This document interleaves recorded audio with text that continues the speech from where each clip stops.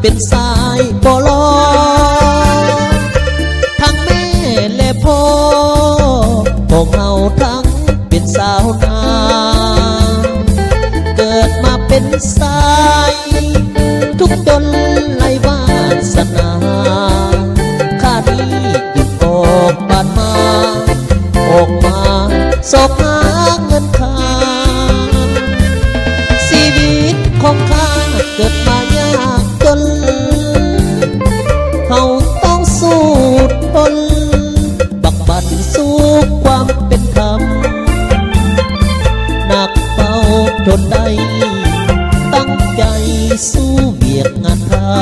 ำดังคำสั่งสอนผู้นำให้เฮาเพื่อเป็นคนดีถึงว่ายากจนก็ยังสู้ไว้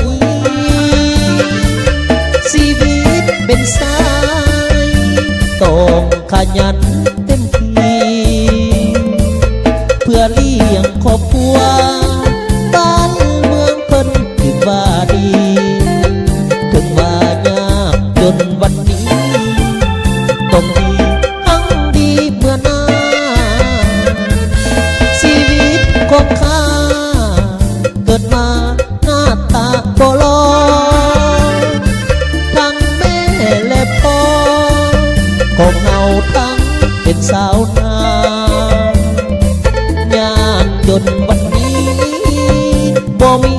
ความขอดอกนาถึงจนบ่มีปัญหาขอบาดทนาเอาแต่สิ่งที่ดี